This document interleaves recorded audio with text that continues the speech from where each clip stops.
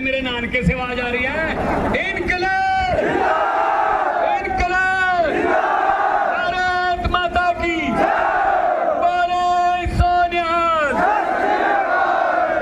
ये भैंसें चोरी होने लगी। एक रात में 2 भैंसें चोरी हो गई, अगली रात 2 भैंसें किसी और जिम्मेदार की चोरी हो गई, तीसरी रात 2 भैंसें और चोरी हो गई। तो गांव वाले इकट्ठे हो गए, यार ये क्या हो रहा गांव में। एक बाबा था गांव के, वो उसमें जू पे रहता था, डेरा था उसका, मन्नत थी बड़ी उसकी। गांव वाले पाँव पकड़ लिए बाबा के, बाबा जी क्या हो गया, गांव पे कोई शनि का ग्रह हो गया, भारी हो गया, भैंसें चोरी हो रही हैं, भैंसें चोरी हो रही हैं। राकेश की भैंस चोरी हो गई 2, कल परसों ब्रजेश की हो गई थी, कल देविंदर की भी 2 चोरी हो गई। बाबा जी ने कहा, बाबा कहते हैं एक ही तरीका है, एक चद्दर ओढ़ लेना, 4 बंदे एक चद्दर को चारों कोनों से पकड़ के ऐसे ओढ़ लेना ऊपर, नीचे से पूरा गांव निकाल देना, चद्दर के नीचे से निकलो।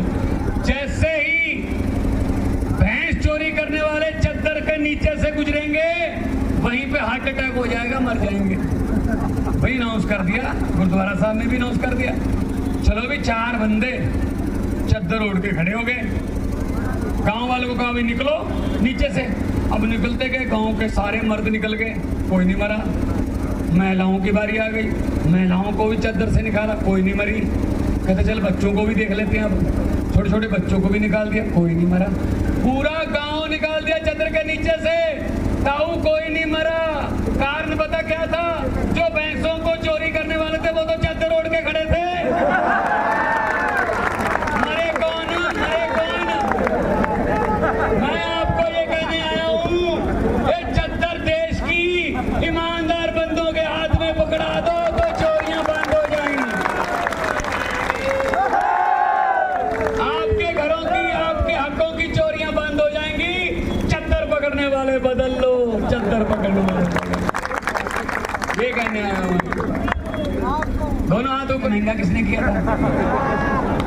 हम क्या है ना, उनको पता है कि जनता की आदत ठीक नहीं है। ये 4.25 साल भूल जाते हैं, आखिरी वाले 2-3 महीने याद रखते हैं। तो उस महीनों में ना कुछ देते रहो। जैसे अब कह रहे हैं अग्निवीर को सरकारी नौकरी भी देंगे, भाई अग्निवीर ही रख लो, उसको वहीं रख लो, वो तो सरकारी नौकरी है। फौज में से 18 साल के बच्चे को भर्ती करोगे, 21 साल के बच्चे को आप साबका एक्स रिटायर्ड करके भेज दोगे, उसका फादर काम कर रहा होगा, वो रिटायर हो जाएगा 21 साल की उम्र। ये एक कहाँ की, अब वो लॉलीपॉप दे रहे ना, ये लॉलीपॉप में मत आना, ये बात सुनाता हूँ इतना। अब आप पंजाब हरियाणा में हमारे चौपाल में बैठते हैं ना, चौपाल में जो बातें होती हैं वो किसी किताब में नहीं होती है। तो मैं भी तो गांव में हूँ, ये मेरा गांव पास में ही है, तो आना से समझ लो 20 किलोमीटर लहरा काका के पास। तो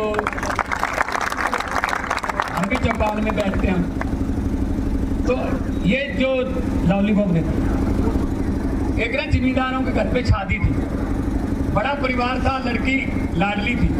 कब बड़ी धूमधाम से करेंगे, ये खर्चा करेंगे, बड़े बड़े टीवी ले लिए, सोने के जेवरात ले लिए लड़की के लिए, बेड सोफा सेट ये वो सब खरीद लिया। कल बारात आनी थी, आज रात को डाकुओं को पता चल गया इस घर में माल है भाई। डाकू अपना ट्रक लेके आ गए, उन्होंने लड़की के परिवार को कमरे में किया बंद, बाहर से कुंडी लगा दी, पूरा सोफा सेट जो सोने के जेवरात जो उनको देना था बेटी को, सब ट्रक में भर दिया। ताऊ ट्रक में भर के उसका डाला बंद करके कहते चलो नहीं, आंखों का सड़ा गुलाबी नहीं जाना, मुझे बताओ लड़की का परिवार कौन से कमरे में बंद है? वो कहना सरदार उस कमरे में बंद, खोलो। कमरा खोला। अब लॉलीपॉप वाला सुनना कैसे चलता है। कमरा खोला, अंदर बहुत डरा हुआ परिवार बैठा था, सहमा हुआ। डाकू के सरदार ने कहा किस लड़की की शादी है? एक लड़की डरती डरती खड़ी हुई, जी मेरी शादी। डाकू ने अपने जेब में हाथ डाला, 100 रुपया उसके शगन दे दिए, उसका सर भी क्लोज दिया। बोला बेटे जीती बस्ती रहो, सुहागन हो, पूरी दुनिया की खुशी आपके घर पे आए, आपका जीवन मंगलमय हो। चले ट्रक लेके चले गए। अब अगले दिन पुलिस आई। लड़की के परिवार में से एक भी बंदा, भाई साहब एक भी बंदा डाकुओं के खिलाफ पुलिस के पास FIR लिखवाने को तैयार नहीं हो रहा था। कहते जी भले ही लूट के ले गए लेकिन बंदे बड़े अच्छे थे, 100 रुपये शगन दे। ऐसा मत करना कि 4.25 साल मोदी ने लूट लिया, चलो वो तो चलो लूट लिया, लेकिन 100 रुपया सिलेंडर सस्ता कर दिया। ये ना हो जाए तो सही बात है ना। गांव वाले है ना, सीधी बात करते हैं ना, दिल से, सीधी दिल से करते हैं। हमें वो लिखने वाली बातें नहीं आती, तो हमको तो सीधी आती हैं और सीधी दिल से करते भी सीधी दिल से हैं। इसीलिए मैं कह रहा हूं कि इनको हटाओ। अब क्या है, चोर कहीं और है, हम ढूंढ कहीं और। शाम को काम करके 10 नाव की किरत कमाई खाने वाले लोग हैं, हम देशभक्त लोग हैं। मैं आपको बताना चाहता हूँ क्या मिला उसके घर से। करोड़ों रुपए तो मिलने ही थे, रिश्वतखोर था, भ्रष्टाचारी था। करोड़ों रुपए तो मिले, आलीशान घर था, सोने की टूटियां लगी हुई थी बाथरूमों में, पंखे के पर भी सोने चांदी के थे। चलो कोई ना सर, एक चीज ऐसी मिली, मेरा बहुत दिल दुखा। मुझे याद आया कि भगत सिंह, क्या जवाब दें आपको, अब आपकी आत्मा भी तड़पती होगी। उस बंदे के घर से दो नोट गिनने वाली मशीनें मिली। भाई साहब मुझे ये बता दो, आपके घर पे नोट गिनने वाली मशीन है? भाई नोट ही नहीं है तो मशीन क्या करोगे? ये तो बैंक में होती है। तो घर में क्या कर रही थी? इसका मतलब इतने पैसे हर रोज लेके आता था कि उसके परिवार वालों ने भी कह दिया कि हमसे नहीं गिने जाते, मशीन मंगवा लो। हाँ ये हाल। अब कहाँ रहता है? 6x6 के कमरे में, जेल में। और जितने मर्जी इकट्ठे कर लो पैसे, हीरे मोती। महम वालों बता देना कि भगवंत मान आया था, ये बोल के गया है। इन भ्रष्टाचारियों को मैं कहना चाहता हूँ जो लूट रहे हैं गरीबों को, खून चूस रहे हैं गरीबों का, हक मार रहे हैं गरीबों के, उनको मैं कहना चाहता हूँ जितने मर्जी इकट्ठे कर लो पैसे, हीरे मोती, मगर ख्याल इतना रहे कफन पे जेब नहीं होती, सब कुछ नहीं होता।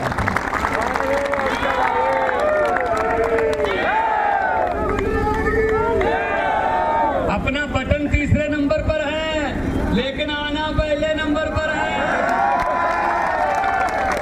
इन दिनों में मेरे ख्याल में अरविंद जी भी आ रहे हैं। 25 तारीख को अरविंद केजरीवाल जी भी अपने नान के छुट्टियां काटने नहीं, छुट्टी कराने आ रहे हैं। वो आ रहे हैं तो हमारी अलग अलग ड्यूटी लगी हुई है। आज मैं रेवाड़ी से आया हूँ, तो आज यहाँ महम में हूँ, फिर उधर जाऊँगा डबवाली, रतिया, फतेहाबाद, गुला चीका, शाहबाद, नारायणगढ़, जहाँ ड्यूटी लगेगी वहाँ जाएंगे। तो के अच्छे काम के लिए भाई, इसी काम के लिए आ गए। अब छोड़ ही दिया सब कुछ, जब तो लोगों के पक्ष में हो जाओ। क्या पता कब किसी को कोई चिन्ह लग जाए, ये मत सोचना।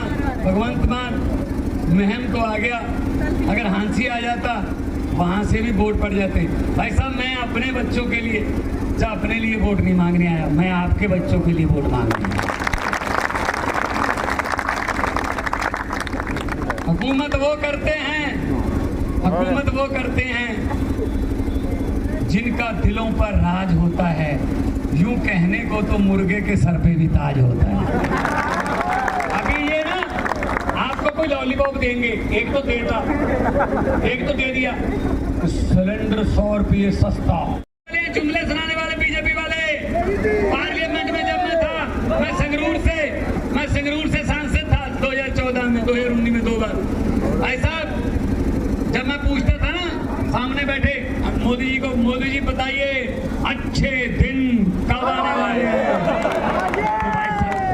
मोदी जी को पसीना आ जाता था। मैंने कहा अच्छे दिन तो नहीं आने वाले, लेकिन रहने हम आपके भी अच्छे दिन नहीं देंगे।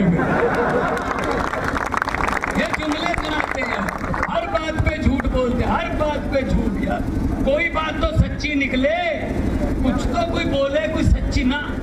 मैंने तो पार्लियामेंट में बोल दिया था, मैंने कहा 15 लाख की रकम लिखता हूं तो कलम रुक जाती है। आपका 15 लाख आ गया ना? आया? साहब तो कह रहे थे आगे, हमारा भी नहीं है, आगे मत बताना, आएगा भी नहीं है। मैंने कहा, मोदी जी सामने बैठे थे, मैंने कहा 15 लाख की रकम लिखता हूं तो कलम रुक जाती है, काले धन के बारे में सोचता हूं तो स्याही सूख जाती है। हर बात ही जुमला निकली। मोदी जी अब तो ये भी शक है कि चाय बनानी आती है। मुझे लगता चाय भी नहीं आती कोई बनाने, मेरे भी झूठ ही चल रहा है यार, कभी बना के तो दिखाई नहीं यार। सब पता नहीं कहां से कहां जोड़ देते हैं, कहां से क्या कर देते हैं। सब बहुत बड़ा उन्होंने देश के सभी भ्रष्टाचारी अपनी पार्टी में ले लिए, फिर कहता है खाने नहीं दूंगा। बिल्कुल सही बोला, अब खाने वाले तो सारे अपने पार्टी में ले लिए। तो ये एक भ्रष्टाचार का मुजस्समा बना रखा है इन्होंने। 10 साल हो गए भाई साहब हरियाणा में, स्कूल बनाया एक भी, कोई हॉस्पिटल बनाने के बाद छोड़ो थोड़ी हालत सुधारी, कोई नौकरी दी। भाई साहब मुझे पता चला कि पता नहीं कितने 100 स्कूल बंद कर दिए, और पंजाब में 2.5 साल हो गए भाई साहब शानदार स्कूल बन रहे हैं, और हमारे स्कूलों के बच्चे IIT में और JEE के एग्जाम क्लियर कर रहे हैं। और 829 मोहल्ला क्लिनिक बना दिए, 30 का परसों उद्घाटन करूंगा, 850 हो जाएंगे। 2 करोड़ बंदा वहां पे मुफ्त दवाई लेके ठीक होके जा चुका है भाई साहब मोहल्ला क्लिनिक। तो ये हरियाणा में क्यों नहीं हो सकता? तो हरियाणा में गांव क्लिनिक और मोहल्ला क्लिनिक क्यों नहीं हो सकते? हो सकते हैं, नीयत सच्ची वाली सरकार चाहिए, बस सब कुछ हो सकता है। हमने क्या किया? हमने कोई घाटा नहीं कि कोई सरकार के ऊपर कर्जा हो गया। भाई साहब हमने लीकेज बंद कर दी। जो भ्रष्टाचारी पहले खा जाते थे उनके छापे मार मार के उनके घरों से पैसे निकाले। हमने एक मंत्री के घर पे रेड मारी। तो पहले आता था वो छुट्टियां काटने, अब वो ये भ्रष्ट नेताओं की छुट्टी करवाने आएगा। जब आएगा छुट्टियों के सिलसिले में ही,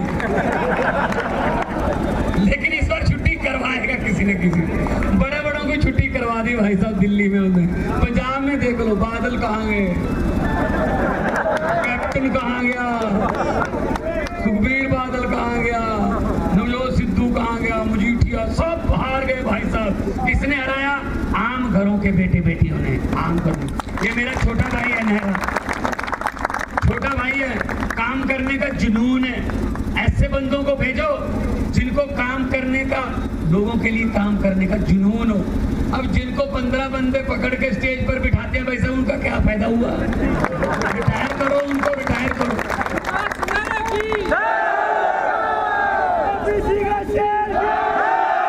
और सबसे बड़ी बात है कुदरत है।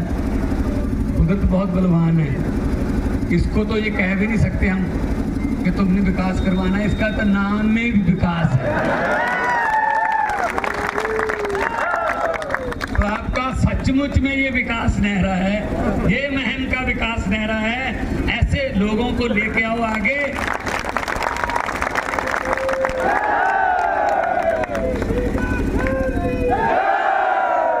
ऐसा करते हैं जिस तरीके से बढ़ास, बहुत 70 सालों की बढ़ास है ये जो निकाल। मैं ऐसा करता हूँ 10-15 सेकंड आपको दे देता हूँ, चीखे मारनी, चीखे मारनी, जो मर्जी। रिश्वत देनी पड़ी, चाहे एक MLA की सिफारिश लगानी पड़ी, मैं इस्तीफा दे दूंगा भाई साहब, अगर ऐसा कोई नहीं। ये काम करने के लिए थोड़ी आए भाई साहब। पैसे कमाने होते तो मैं तो बहुत फेमस कलाकार था, आप देखते रहते हो टीवी में मुझे। मैं पैसे कमाने होते मैं उधर से बहुत कमा लेता, बॉम्बे से बहुत लेता। अरविंद केजरीवाल इनकम टैक्स का कमिश्नर था, उनकी पत्नी भी इनकम टैक्स की कमिश्नर थी। वो चाहते तो वो भी थैले भर भर के नोटों के कमा लेते, लेकिन भाई साहब कुछ देश के लिए भी करना होता है ना, हर बात पैसे के लिए नहीं होती, कुछ लोगों के लिए भी होता है।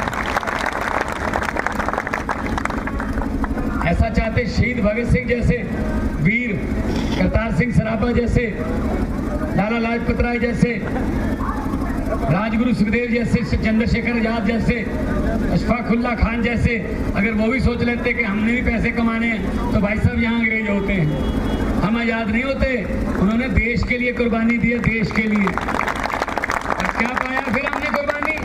78 साल हो गए याद हुए, बुजुर्ग खड़े हैं, ताऊ खड़े हैं, 78 साल हो गए याद हुए।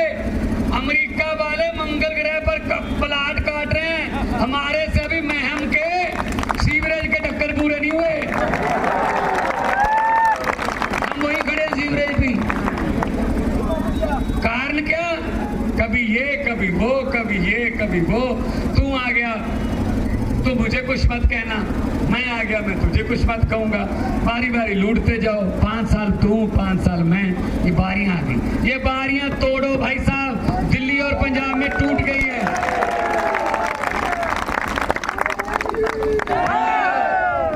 दिल्ली और पंजाब में ये बारियां टूट गई हैं। और कोई ये मीडिया वाले तो चलो आ जाते हैं, हमारे दिखाते बाते नहीं हमें, चलो आ जाते हैं, चलो इसे यही धन्यवाद बेचारों का, इनका कसूर नहीं है ना। पत्रकारों ने मुझसे कहा हरियाणा में कितनी सीटें आएंगी? मैं कहा बहुत सीटें आएंगी। कहते कि सर्वे में नहीं आ रहे। मैं कहा आम आदमी पार्टी है, सर्वे में नहीं आती, सीधा सरकार में आती है। सर्वे में नहीं आती भाई साहब। पंजाब में किसने कहा था बाद में आ जाएंगी? 117 में से। बीजेपी की पंजाब में कितनी सीटें पता है? 2। अगर उनके एमएलए चाहें विधानसभा स्कूटर पर बैठकर भी आ सकते हैं। और अभी दिल्ली में कितने? 6 इनोवा में आ सकते हैं। ना दिल्ली में ना पंजाब में इनके आसपास कोई भटकने नहीं देता इनको, क्योंकि अच्छी सरकारें चल रही हैं। दिल्ली में आपका भांजा है अरविंद केजरीवाल महम का, ये बहुत बड़ी बात है भाई साहब। तो नानके जो होते हैं ना, हमारे यहाँ अपने कहते हैं कि नानके जो आते हैं वो बेस, वो ईंट होते हैं। यहाँ से उसके मामा, उसका बचपन। अरविंद केजरीवाल ने आज मुझसे पूछा कहाँ प्रोग्राम लगा हुआ? मैंने कहा जी मैं हम जाऊंगा। कहते मेरे नानके हैं वहाँ पे, मैं छुट्टियाँ काटने जाता था।